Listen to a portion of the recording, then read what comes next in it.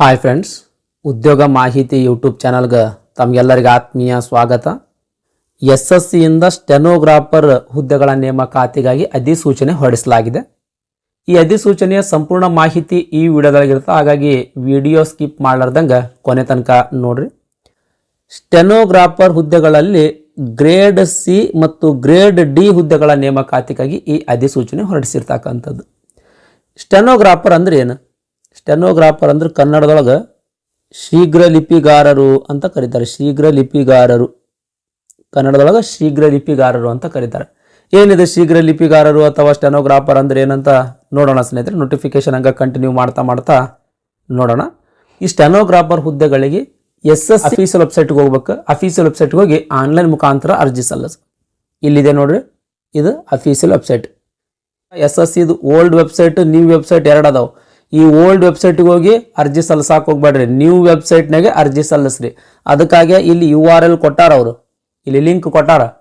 ಅದನ್ನು ನೀವು ಈ ಲಿಂಕ್ ಹೋಗಿನೇ ನೀವು ಅರ್ಜಿಯನ್ನು ಸಲ್ಲಿಸ್ಬೇಕು ಸ್ನೇಹಿತರೆ. ಅರ್ಜಿ ಸಲ್ಲಿಸ್ಲಕ್ಕೆ ಪ್ರಾರಂಭ ದಿನಾಂಕ ಜುಲೈ 26, 2024. ಅರ್ಜಿ ಸಲ್ಲಿಸ್ಲಕ್ಕೆ ಕೊನೆಯ ದಿನಾಂಕ ಆಗಸ್ಟ್ 17, 2024 ಆಗಿರ್ತದೆ. ಇಷ್ಟರೊಳಗೆ ನೀವು ಅರ್ಜಿಯನ್ನು ಸಲ್ಲಿಸ್ಬೇಕು.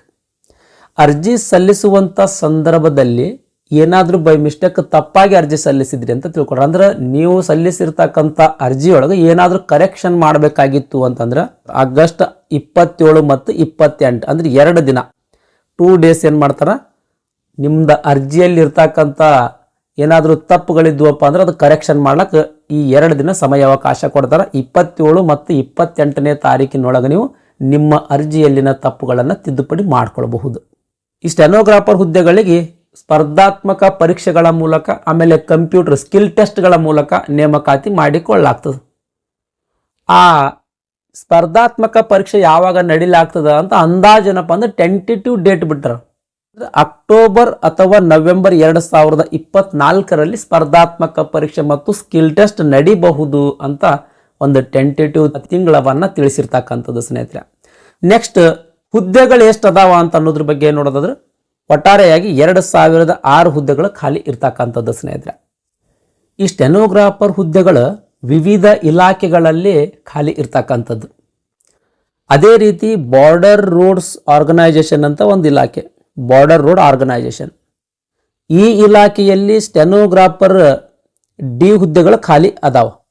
ಈ ಸ್ಟೆನೋಗ್ರಾಫರ್ ಡಿ ಹುದ್ದೆಗಳಿಗೆ ಇಲ್ಲಿ ಮಹಿಳಾ ಅಭ್ಯರ್ಥಿಗಳ ಅರ್ಜಿ ಸಲ್ಲಿಸಂಗಿಲ್ಲ. ಮಹಿಳೆಯರು, ಫಿಮೇಲ್ ಕ್ಯಾಂಡಿಡೇಟ್ಸ್ ಅರ್ಜಿ ಸಲ್ಲಿಸುವಂಗಿಲ್ಲ. ಬರೀ ಈ ಒಂದು BRO ಆರ್ಗನೈಜೇಷನ್ದೊಳಗೆ ಸ್ಟೆನೋಗ್ರಾಫರ್ ಗ್ರೂಪ್ ಡಿಗೆ ಪುರುಷ ಅಭ್ಯರ್ಥಿಗಳು ಮಾತ್ರ ಅರ್ಜಿಯನ್ನು ಸಲ್ಲಿಸತಕ್ಕದ್ದು ಸ್ನೇಹಿತರೆ. ಈ ಒಂದು ಇಲಾಖೆಯನ್ನು ಹೊರತುಪಡಿಸಿ ಬೇರೆ ಇಲಾಖೆಗಳಲ್ಲಿ ಮಹಿಳೆಯರು ಅರ್ಜಿಯನ್ನು ಸಲ್ಲಿಸಬಹುದು. ಇದು ನೆನಪಿರಲಿ. ನೆಕ್ಸ್ಟ್ ವಯೋಮಿತಿ ಬಗ್ಗೆ ನೋಡೋಣ ಸ್ನೇಹಿತರೆ. ಏಜ್ ಲಿಮಿಟ್ ಬಗ್ಗೆ ನೋಡೋಣ. Stenographer group C, stenographer group ಸಿಗೆ 18ರಿಂದ 30 ವರ್ಷ, ಅಂದ್ರೆ ಕನಿಷ್ಠ 18 ವರ್ಷ ಆಗಿರ್ಬೇಕು, ಗರಿಷ್ಠ 30 ವರ್ಷ ಮೀರಿರಬಾರ್ದು. ಇನ್ನು ಸ್ಟೆನೋಗ್ರಾಫರ್ ಗ್ರೂಪ್ ಡಿಗೆ 18ರಿಂದ 27 ವರ್ಷ, ಅಂದ್ರೆ ಕನಿಷ್ಠ 18 ವರ್ಷ, ಗರಿಷ್ಠ 27 ವರ್ಷ. ಈ 30 ವರ್ಷ ಆಮೇಲೆ 27 ವರ್ಷ ಅಂತ ಏನದಲ್ಲ, ಈ ಗರಿಷ್ಠ ವಯೋಮಿತಿಯ ಮೇಲೆ ಇನ್ ಅಡಿಷನ್ ಆಗಿ ಏಜ್ ರಿಲ್ಯಾಕ್ಸೇಷನ್ ಕೂಡ ನೀಡಲಾಗ್ತದೆ. ಏಜ್ ರಿಲ್ಯಾಕ್ಸೇಷನ್ ಯಾವ ಕ್ಯಾಟಗರಿಗೆ ಎಷ್ಟೆಷ್ಟು ವರ್ಷದ ಏಜ್ ರಿಲ್ಯಾಕ್ಸೇಷನ್ ನೀಡಲಾಗ್ತದೆ ಅಂತ ಅನ್ನೋದ್ರ ಬಗ್ಗೆ ನೋಡೋದಾದ್ರೆ SC ಮತ್ತು ST ಕ್ಯಾಟಗರಿಯ ಅಭ್ಯರ್ಥಿಗಳಿಗೆ 5 ವರ್ಷ, OBC ಕ್ಯಾಟಗರಿಯ ಅಭ್ಯರ್ಥಿಗಳಿಗೆ 3 ವರ್ಷ, ಸಾಮಾನ್ಯ ವರ್ಗದ ಅಂಗವಿಕಲ ಅಭ್ಯರ್ಥಿಗೆ 10 ವರ್ಷ, OBC ಕ್ಯಾಟಗರಿಯ ಅಂಗವಿಕಲ ಅಭ್ಯರ್ಥಿಗೆ 13 ವರ್ಷ, SC ಮತ್ತು ST ಕ್ಯಾಟಗರಿಯ ಅಂಗವಿಕಲ ಅಭ್ಯರ್ಥಿಗೆ 15 ವರ್ಷ. ಅದೇ ರೀತಿ ಮಾಜಿ ಸೈನಿಕ ಅಭ್ಯರ್ಥಿಗಳಿಗೆ ಎಷ್ಟು ವರ್ಷ ಸೇವೆ ಸಲ್ಲಿಸ್ಯಾರ ಅದರ ಜೊತೆಯಲ್ಲಿ 3 ವರ್ಷದ ಏಜ್ ರಿಲ್ಯಾಕ್ಸೇಷನ್ ಇರ್ತದೆ. ನೆಕ್ಸ್ಟ್ ವಿಧವೆಯರಿಗೆ ಅಪ್ ಟು 35 ಇಯರ್ಸ್ ತನಕ ಅರ್ಜಿಯನ್ನು ಸಲ್ಲಿಸಬಹುದು. ಇನ್ ಕೇಸ್ ವಿಧವೆಯರು SC ಅಥವಾ ST ಕ್ಯಾಟಗರಿಯ ಅಭ್ಯರ್ಥಿ ಇದ್ದಳು ಅಂತಂದ್ರೆ ಅಪ್ ಟು 40 ಇಯರ್ಸ್ ತನಕ ಅರ್ಜಿಯನ್ನು ಸಲ್ಲಿಸಬಹುದು. ಈ ರೀತಿ ಏಜ್ ರಿಲ್ಯಾಕ್ಸೇಷನ್ ಕೂಡ ನೀಡಲಾಗ್ತದೆ ಸ್ನೇಹಿತರೆ. ನೆಕ್ಸ್ಟ್ ಎಜುಕೇಶನ್ ಕ್ವಾಲಿಫಿಕೇಶನ್ ಬಗ್ಗೆ ನೋಡೋಣ ಸ್ನೇಹಿತರೆ. ಅಂದ್ರೆ ಈ ಸ್ಟೆನೋಗ್ರಾಫರ್ ಹುದ್ದೆಗಳಿಗೆ ಅರ್ಜಿ ಸಲ್ಲಿಸಬೇಕಾಗಿತ್ತು ಅಂತಂದ್ರೆ ನಿಮ್ದು ಎಜುಕೇಶನ್ ಏನಾಗಿರ್ಬೇಕು ಅಂತ ಅನ್ನೋದ್ರ ಬಗ್ಗೆ ನೋಡೋದಾದ್ರೆ ಜಸ್ಟ್ PUC ಪಾಸ್ ಆದ್ರೆ ಸಾಕು ಸ್ನೇಹಿತರೆ. PUC ಪಾಸ್ ಆದಂಥ ಎಲ್ಲ ಅಭ್ಯರ್ಥಿಗಳ ಈ ಹುದ್ದೆಗಳಿಗೆ ಅರ್ಜಿಯನ್ನು ಸಲ್ಲಿಸಬಹುದು. ಫಸ್ಟ್ ಆಫ್ ಆಲ್ ಸ್ಟೆನೋಗ್ರಾಫರ್ ಅಂದ್ರೆ ಏನು ಅಂತ ತಿಳ್ಕೊಡ್ರಿ ಸ್ನೇಹಿತರೆ. ತದನಂತರ ನೀವು ಅರ್ಜಿ ಸಲ್ಲಿಸಬೇಕು ಏನು ಬ್ಯಾಡೋ ಅಂತ ಅನ್ನೋದು ನಿಮ್ಮ ಮೇಲೆ ಬಿಟ್ಟಿರ್ತಕ್ಕಂಥದ್ದು. ಸ್ಟೆನೋಗ್ರಾಫರ್ ಅಂದ್ರೆ ಏನು? ಉದಾಹರಣೆಗಾಗಿ ಒಬ್ಬ ಆಫೀಸರ್ ಕಡೆ ಸ್ಟೆನೋಗ್ರಾಫರ್ ಆಗಿ ಜಾಯಿನ್ ಆಗಿರಿ ಅಂತ ತಿಳ್ಕೊಳ್ರಿ. ಈ ಆಫೀಸರ್ ಭಾಳ ಇವನ ಕಡೆ ಕೆಲಸ ಇರ್ತಾವ, ಇವನಿಗೆ ಟೈಮ್ ಇರೋದಿಲ್ಲ. ಏನೋ ಒಂದು ಲೆಟರ್ ಟೈಪ್ ಮಾಡಿದ್ದು ಬೇಕಾಗೈತಿ, ಅವ ನಿಮಗೆ ಕರಿತಾನ. ನೀವು ಯಾವ ರೀತಿ ಮಾತಾಡ್ತಿರ್ತಾರಲ್ಲ ಫ್ರೆಂಡ್ಸ್ ಜೊತೆ, ಅಥವಾ ನೀವು ಯಾವ ರೀತಿ ಬುಕ್ಸ್ ಓದುತ್ತಿರ್ತೀರಲ್ಲ, ಅದೇ ಸ್ಪೀಡ್ ಒಳಗೆ ಅವ ನಿಮಗೆ ಹೇಳ್ತಾನ. ದಡ ದಡ ದಡ ಹೇಳ್ಕೋತ ಹೋಗಿಬಿಡ್ತಾನವ. ನೀವು ಅದನ್ನು ಈ ಸ್ಟೆನೋಗ್ರಾಫರ್ದಾಗ ಒಂದು ಸ್ಪೆಷಾಲಿಟಿ ಏನಂತಂದ್ರೆ, ಒಂದೊಂದು ಶಬ್ದಕ್ಕೂ ಒಂದೊಂದು ಪದಕ್ಕೂ ಅಥವಾ ಒಂದೊಂದು ವಾಕ್ಯಗಳಿಗೆ ಒಂದೇ ಒಂದು ಸಿಂಬಾಲ್ಗಳು ಇರ್ತಾವೆ. ಬರೀ ಸಿಂಬಾಲ್ನಾಗೆ ಎಂಟೈರ್ ಒಂದು ಪದನೋ ಎಂಟೈರ್ ಒಂದು ಸೆಂಟೆನ್ಸೋ ಗೊತ್ತಾಗ್ತಿರ್ತದೆ. ಹಂಗೆ ಏನಪ್ಪ ಅಂತಂದ್ರೆ ಬರೀ ಸಿಂಬಾಲ್ಸ್ಗಳು ಈ ಒಂದು ಸ್ಟೆನೋಗ್ರಾಫರ್ದಲ್ಲಿ ಕಲಿಬೇಕಾಗಿರ್ತದೆ. ಈ ಉದಾಹರಣೆಗಾಗಿ ಗವರ್ನಮೆಂಟ್ ಬರಿಬೇಕಾದ್ರೆ ಈ ರೀತಿ ಉದ್ದು ಬರಿತೀವಿ ನಾವು, ಗವರ್ನಮೆಂಟ್ ಅಂತ ಫುಲ್ ಈ ರೀತಿ ಬರಿತೀವಿ.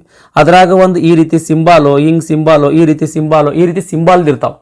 ಅವು ಎಷ್ಟೇ ಸ್ಪೀಡಾಗಿ ಸಿಂಬಲ್ ಹಾಕ್ತಾ ಏನಪ್ಪ ಅಂತಂದ್ರೆ ಈ ಆಫೀಸರ್ ಹೇಳಿರ್ತಕ್ಕಂಥ ಪ್ರತಿಯೊಂದನ್ನು ಅವ ಆ ರೀತಿ ಸಿಂಬಾಲ್ದಾಗ ಬರ್ಕೋತಾನವ.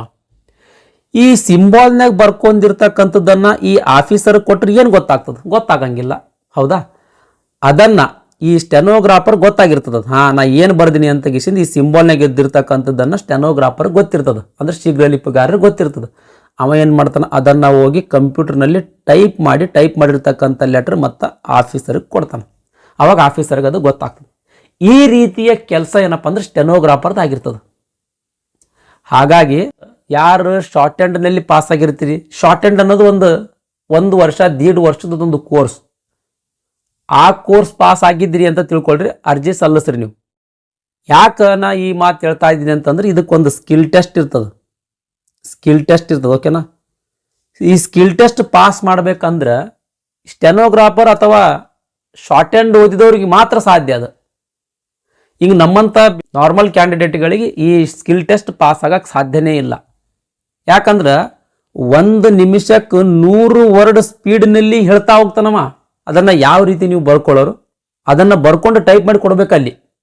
ಓಕೆನಾ? ಟೈಪ್ ಮಾಡೋಕ್ಕೆ ಟೈಮ್ ಕೊಡ್ತಾನೆ, 50 ನಿಮಿಷ ತನಕ ಟೈಮ್ ಕೊಡ್ತಾನೆ, 50 ಮಿನಿಟ್ಸ್. ಬಟ್ ಬರ್ಕೊಳ್ಳೋಕೆ ಅಷ್ಟು ಟೈಮ್ ಕೊಡೋದಿಲ್ಲಲ್ಲ ನಿಮಗವ. 100 ವರ್ಡ್ಸ್ ಪರ್ ಮಿನಿಟ್ ಒಳಗೆ ಹೇಳ್ತಾ ಹೋದ್ಮೇಲೆ ಅಲ್ಲಿ ಇಮಿಡಿಯೇಟ್ಲಿ ಬರ್ಕೋಬೇಕು. ನೀವು ಬರ್ಕೊಂಡು ಅದನ್ನು ಕಂಪ್ಯೂಟರ್ನ ಟೈಪ್ ಮಾಡಿ ಸಬ್ಮಿಟ್ ಮಾಡಬೇಕಾಗ್ತದೆ. ಅದೇ ಸ್ಕಿಲ್ ಟೆಸ್ಟ್. ಈ ಎಕ್ಸಾಮ್ ಪಾಸ್ ಆಗಕ್ಕೆ ಸಾಧ್ಯನೇ ಇಲ್ಲ. ಹಾಗಾಗಿ ಯಾರು ಶಾರ್ಟ್ ಹ್ಯಾಂಡ್ ಅಂತ ಒಂದು ಕೋರ್ಸ್ ಬರ್ತದೆ.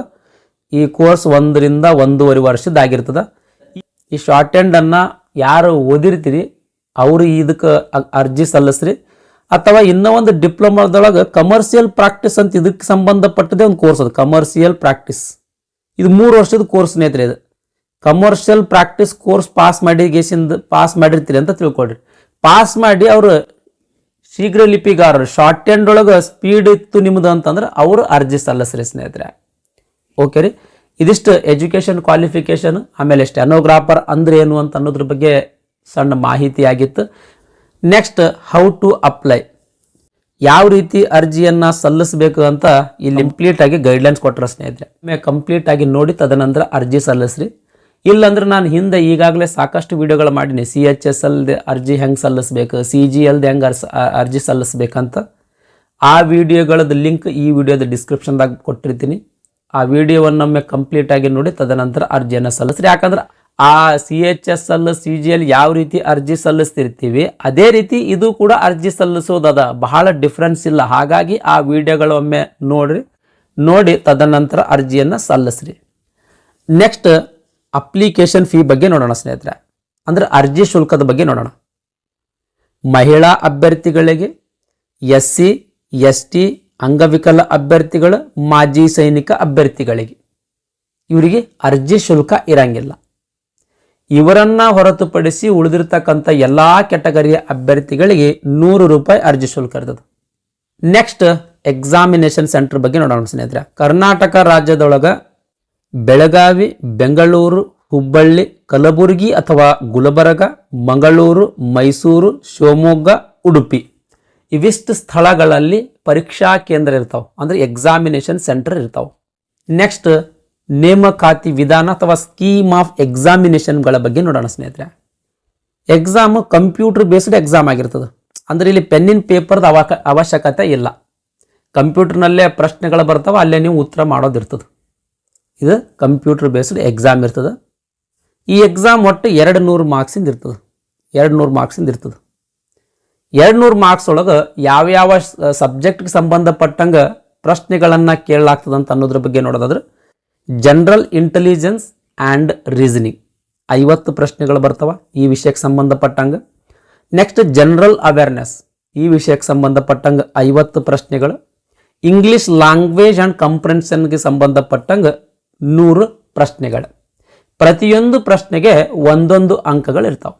ಒಟ್ಟಾರೆಯಾಗಿ ಇಲ್ಲಿ 50, 50, 100, ಇದೊಂದು 50, 100, 200 ಮಾರ್ಕ್ಸಿಂದ ಇರ್ತದೆ. ಒಟ್ಟಾರೆಯಾಗಿ 200 ಮಾರ್ಕ್ಸಿನ ಪೇಪರ್ ಇರ್ತದೆ. 2 ತಾಸು ಸಮಯಾವಕಾಶ ಇರ್ತದೆ.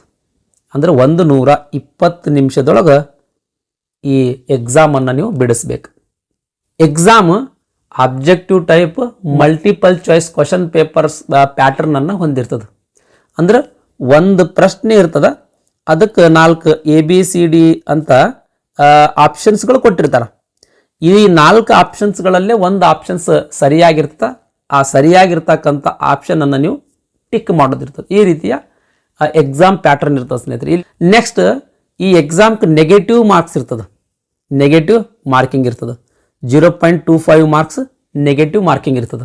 ಅಂದ್ರೆ ಒಂದು ಉತ್ತರ ತಪ್ಪು ಮಾಡಿದ್ರಿ ಅಂತ ತಿಳ್ಕೊಳ್ರಿ, ನೀವು ತೆಗೆದುಕೊಂಡಿರ್ತಕ್ಕಂಥ ಅಂಕಗಳಲ್ಲೇ 0.25 ಮಾರ್ಕ್ಸ್ ಡಿಡಕ್ಟ್ ಮಾಡ್ತಾರೆ. ಅದೇ ರೀತಿ 4 ಉತ್ತರಗಳೇನಾದರೂ ತಪ್ಪು ಟಿಕ್ ಮಾಡಿದ್ರಿ ಅಂದ್ರೆ 1 ಅಂಕ ಡಿಡಕ್ಟ್ ಮಾಡ್ತಾರೆ. ಈ ರೀತಿ ನೆಗೆಟಿವ್ ಅಂಕ ಇರ್ತದೆ ಸ್ನೇಹಿತರೆ. ಇಂಡಿಕೇಟಿವ್ ಸಿಲೆಬಸ್ ಕೊಟ್ಟರ ಸ್ನೇಹಿತರೆ. ಅಂದ್ರೆ ಈಗ ಜನರಲ್ ಇಂಟೆಲಿಜೆನ್ಸ್ ಆ್ಯಂಡ್ ರೀಸನಿಂಗ್ ಅಂತಂದ್ರೆ ಯಾವ ಯಾವ ಟಾಪಿಕ್ಗಳ ಕವರ್ ಮಾಡಬೇಕು ನೀವು ಅಂತ ಅನ್ನೋದಕ್ಕೆ ಸಂಬಂಧಪಟ್ಟಂಗೆ ಇಲ್ಲಿ ಎಂಟೈರ್ ಸಿಲೆಬಸ್ ಕೊಟ್ಟರ ಸ್ನೇಹಿತರೆ. ದಯಮಾಡಿ ವಿಡಿಯೋ ಪಾಸ್ ಮಾಡಿ ನೋಡ್ರಿ. ನೆಕ್ಸ್ಟ್ ಕಂಪ್ಯೂಟರ್ ಬೇಸ್ಡ್ ಟೆಸ್ಟ್ ಆದಮೇಲೆ ಸ್ಕಿಲ್ ಟೆಸ್ಟ್ ಅಂತ ಬರ್ತಾರೆ. ಓಕೆ ರೀ, ಇಲ್ಲಿ ಕೊಟ್ಟಾರ ನೋಡ್ರಿ. Candidates who or short listed in the computer based examination. ಈ ಕಂಪ್ಯೂಟರ್ ಬೇಸ್ಡ್ ಎಕ್ಸಾಮಿನೇಷನ್ದಾಗಿಂದ ಯಾರು ಶಾರ್ಟ್ ಲಿಸ್ಟ್ ಆಗಿರ್ತೀರಲ್ಲ ಅಂಥ ಅಭ್ಯರ್ಥಿಗಳನ್ನು ಸ್ಕಿಲ್ ಟೆಸ್ಟ್ ತಗೊಳ್ತಾರೆ ಸ್ನೇಹಿತರೆ. ಸ್ಕಿಲ್ ಟೆಸ್ಟ್ 10 ನಿಮಿಷ ಡಿಕ್ಟೇಟ್ ಮಾಡ್ತಾನೆ.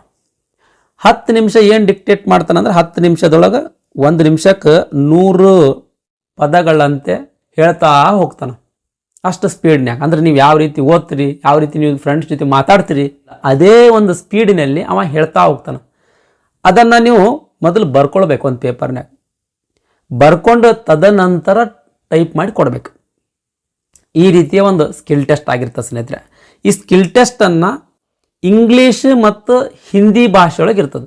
ನೀವು ಅರ್ಜಿ ಸಲ್ಲಿಸಬೇಕಾದ್ರೆ ಸ್ಟೆನೋಗ್ರಾಫರ್ ಏನು ಇಂಗ್ಲೀಷ್ನಾಗ ಕೊಡ್ತಿರೋ ಅಥವಾ ಏನು ಹಿಂದಿನೇ ಕೊಡ್ತಿರೋ ಅಂತ ನೀವು ಅಲ್ಲಿ ಸೆಲೆಕ್ಟ್ ಮಾಡಬೇಕಾಗ್ತದೆ ಸ್ನೇಹಿತರೆ.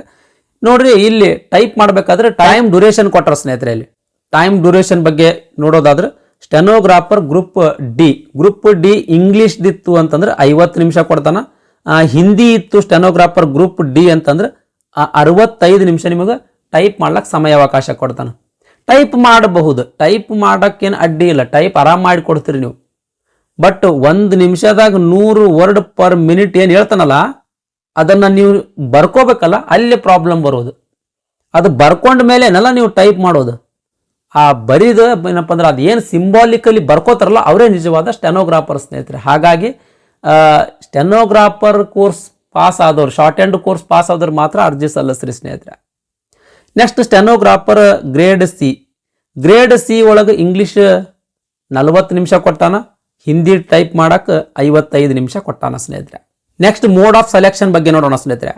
ಈ ಕಂಪ್ಯೂಟರ್ ಬೇಸ್ಡ್ ಟೆಸ್ಟ್ ಕ್ವಾಲಿಫೈ ಆಗಬೇಕಾಗಿತ್ತು ಅಂತಂದ್ರೆ ಮಿನಿಮಮ್ ಪರ್ಸೆಂಟೇಜನ್ನು ತಗೋಬೇಕು. 200 ಮಾರ್ಕ್ಸ್ ಒಳಗೆ ಮಿನಿಮಮ್ ಇಷ್ಟು ಮಾರ್ಕ್ಸ್ ತೊಗೊಂಡ್ರೆ ಮಾತ್ರ ಅವ್ರು ಪಾಸ್ ಅಂತ ಕನ್ಸಿಡರ್ ಆಗ್ತದೆ.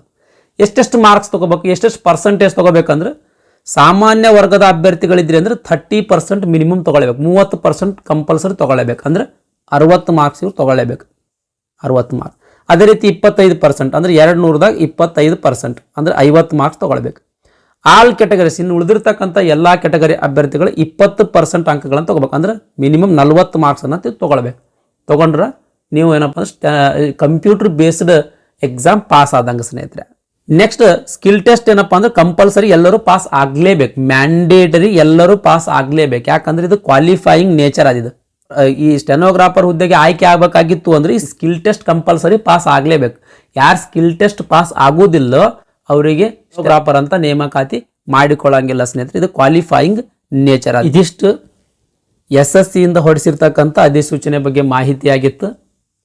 ಈ ವಿಡಿಯೋ ನಿಮಗೆ ಇಷ್ಟ ಆಗಿತ್ತು ಅಂದ್ರೆ ದಯಮಾಡಿ ಲೈಕ್ ಬಟನ್ ಮೇಲೆ ಪ್ರೆಸ್ ಮಾಡಿರಿ. ಅದೇ ರೀತಿ ನಿಮ್ಮ ಫ್ರೆಂಡ್ಸರಿಗೂ ಕೂಡ ಶೇರ್ ಮಾಡಿರಿ ಅಂತ ವಿನಂತಿಸಿಕೊಳ್ತಾ ಇವತ್ತಿನ ವಿಡಿಯೋವನ್ನು ಮುಗಿಸ್ತಾ ಇದ್ದೀನಿ. ಧನ್ಯವಾದಗಳು.